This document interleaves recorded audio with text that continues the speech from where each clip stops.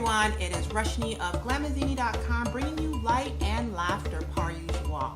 Welcome back to another day of Veda, which is vlog every day in April.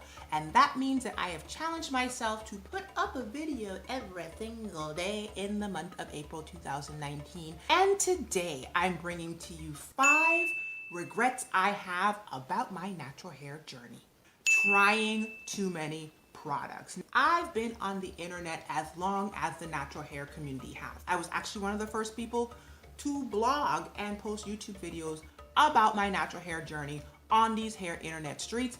And because of that, I was like wide-eyed and bushy-tailed and ignorant, and we were all kind of like figuring it out as we went along. Because I was posting things on the internet, was just being inundated with products all the time from companies, and I was trying all the products.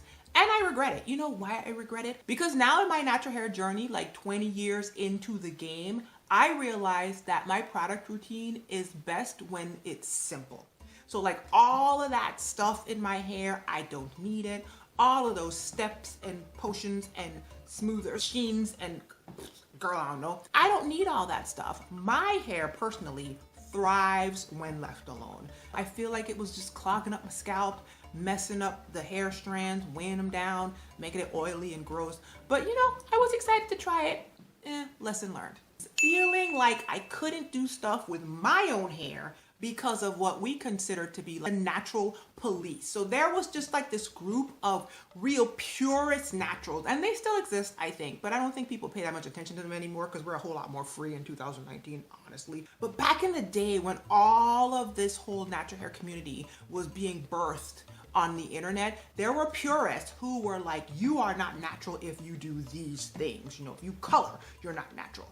If you heat train, you're not natural. If you blow dry your hair, you're not natural. If you use any product at all, like, and they would just terrorize people on forums and then like YouTube comments, and it was just ridiculous. And so I was like, oh, I can't talk about this, or oh, I can't post it, or oh, I can't do this. I mean, sometimes I wouldn't even do it, which is crazy to me because like if I want to dye my hair purple, shave half of it off, and make it polka dot and straight, that's up to me, right? So that is absolutely a regret. And real talk, it's something I got over super early, because if you followed my natural hair journey on YouTube, you know good and full well that I did not really care whether people wanted me to cut my hair or not. It was gone when I wanted it to be gone. I would shave one side off, next side would be gone, it'd be a mohawk. I didn't really care. So I got over that, but that is a regret that I didn't get over it sooner. Not starting these locks sooner. Okay, look at my hair, you guys.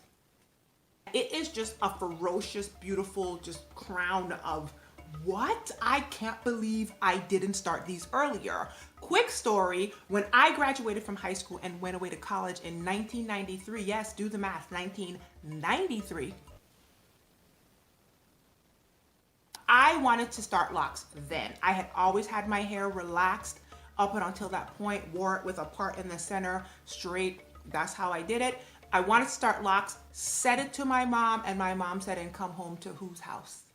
The way that my mom was actually paying for my entire education was set up, I decided that she was going to get to govern my hair. But the minute I graduated, moved to St. Louis, and got my own job and income, I cut every single inch of this hair off my head and went straight natural. I don't think if I started my locks back in college, they would have been as healthy as they are now, because this is after 20 years of being glamazini on the internet. I might have let somebody use beeswax, they might have been hard and crackly and disgusting, and I might have had to restart them several times, but I do regret not starting these locks years prior in my glamazini journey, because I love it. I love it so much, and the only reason at this point, I'm not saying I would never get rid of them, because I never say never. If you know me, you know I love a scissors. What I am saying is right now they are an awesome fit for my life, and I wish I had done it earlier. Feeling like I had to adorn my hair. The irony is I'm wearing a head wrap right now, but it's just because I like them and they're colorful. Yay! okay. And also when my hair needs to be retwisted, it's just laziness, honestly. Like I just tie it up there and it just makes me look like I tried without having to do much. But back in the day, especially when I first cut my hair off and it was short and natural, and that was just not my aesthetic because I had always had long straight hair, there was just this feeling like I had to adorn myself with something else almost to compensate for the fact that I didn't have long straight hair.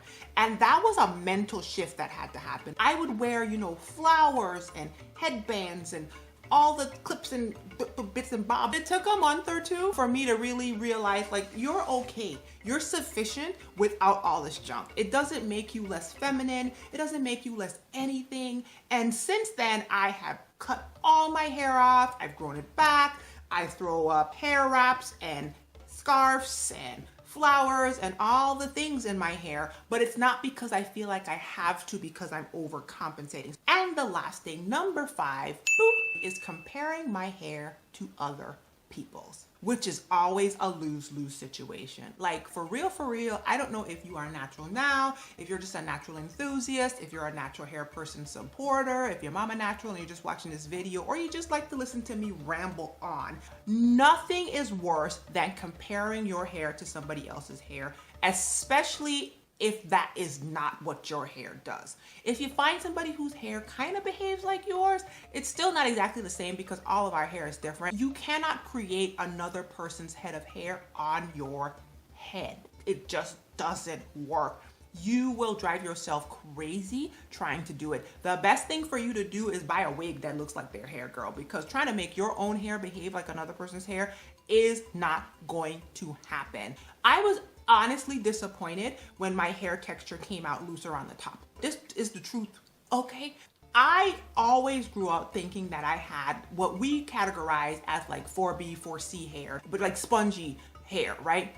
And when I was growing up, my brother's hair was kind of wavy on the top, and everybody always made these stark contrasts comparing his hair to my hair and made it seem like he had good hair. When I got into the natural hair community, I was under the impression that my hair texture was one thing, and I was becoming in love with like natural hair, the texture, the look of it, and it didn't take that long for me to love it. So I was just envisioning like big ferocious froze and all that kind of stuff, which honestly it's funny because that's what I was thinking was going to be on my head, but I have so much hair that is hot and I don't like being hot. So I never really was a big fro rocker, but anyway, that's what I was envisioning. That was the vision. This is a year and a half of me trying to lock my hair, you guys.